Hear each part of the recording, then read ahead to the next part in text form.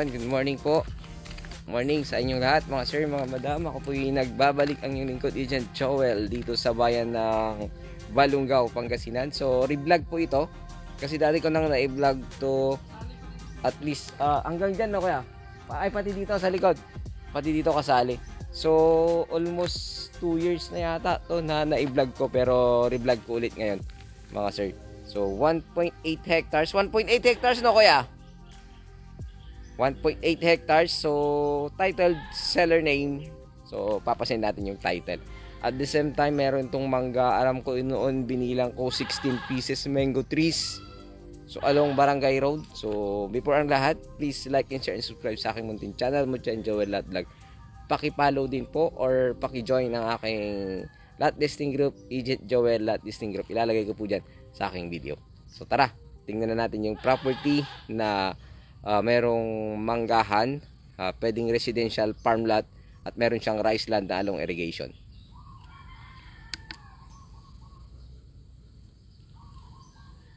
So mula dito sa Barangay Road na yan, papunta po yan ng residential area sa part na iyan. So malapit na, at the same time dito ano yan, creek na maluwang, hindi naman siya umaapaw actually.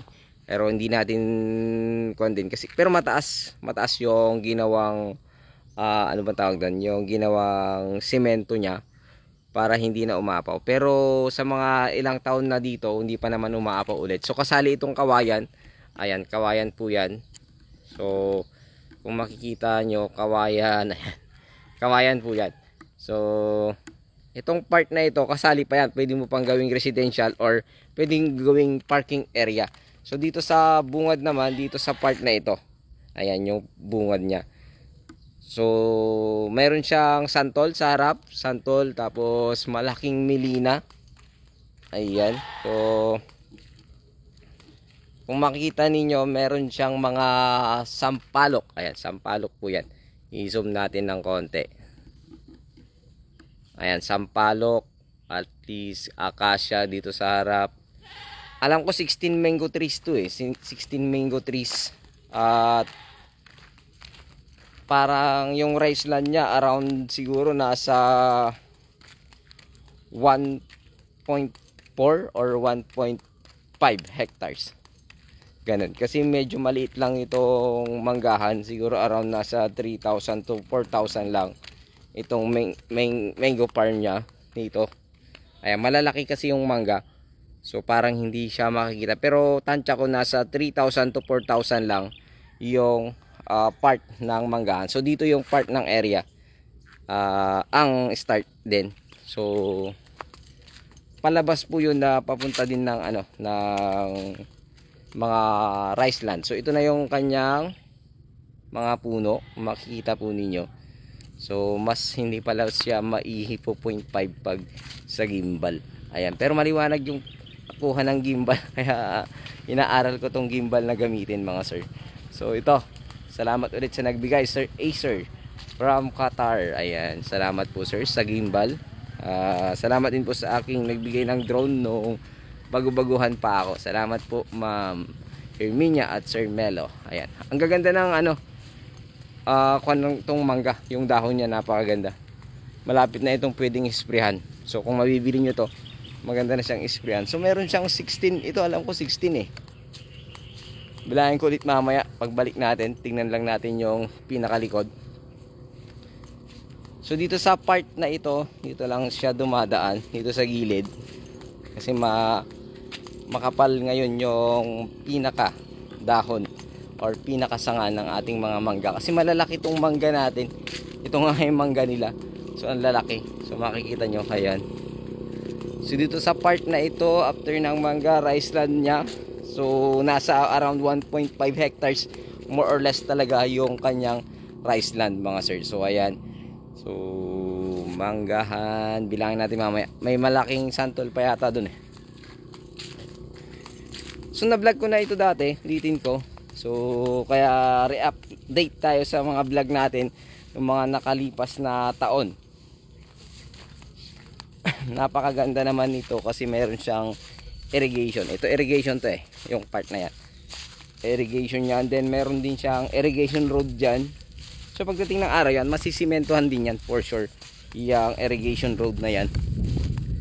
So dito kasi, pag nandito ka sa likod, kitang-kita mo yung ganda rin ng manggahan niya. Ayan. Ay, sorry. Ayan. Pataas, pababa pala yun. So ayan. Ang ganda rin, di po ba? Ayan. So dito tayo sa likod. Pasensyahan nyo po muna ang inyong agent kasi baguhan siya sa paggamit ng gimbal.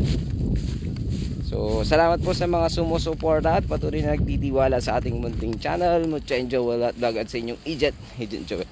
So ito yung kanyang irigasyon. So kasali po ito. Kasali actually dun sa property. So at least malaki yung naibawas din. So almost siguro ito around nasa 500 meters din tong nabawas na to, pati daan. Pero actually gaganda naman yung property kung masimento na ito, itong irrigation road na ito, gaganda rin naman.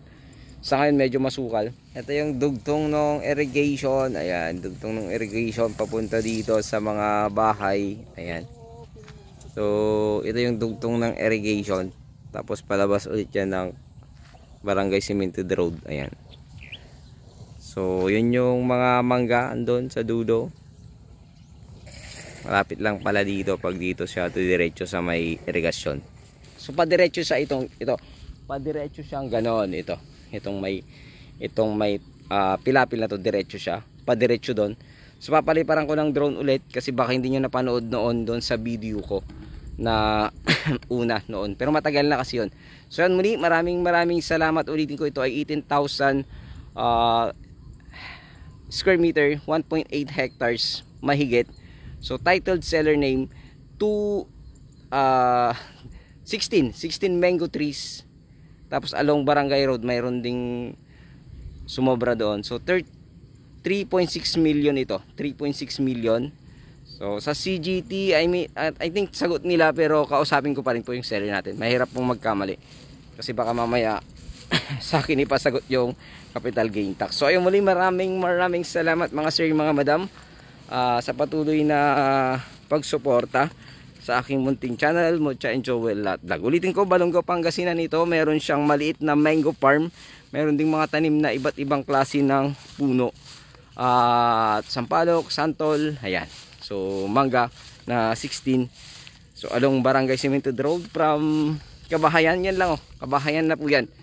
Ayan, Kabahayan na po yan oh.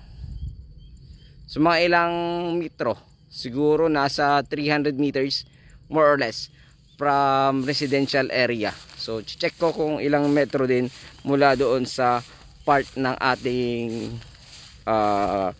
kuryente at saka wifi connection. Pero pag dyan sa kabila, ayan oh, kabila na lang eh.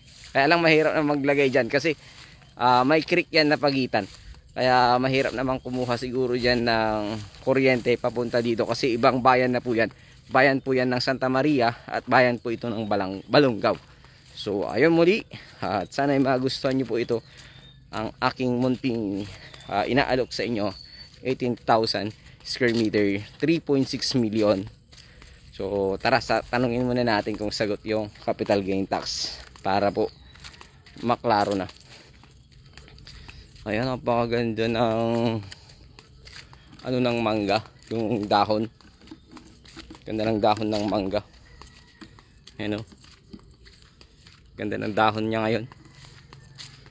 Ayan, makakapal. So maganda tong isprehan. Kaya lang 18 pieces lang siya na mangga. Ayan, masarap palang mag ng gimbal. Liwanag.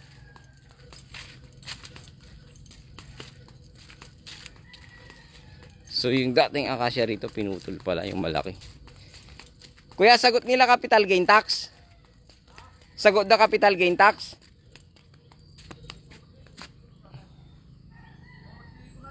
Okay. Sagot daw nila ang capital gain tax sa 3.6 million. So ayun. Maraming salamat. God bless you all.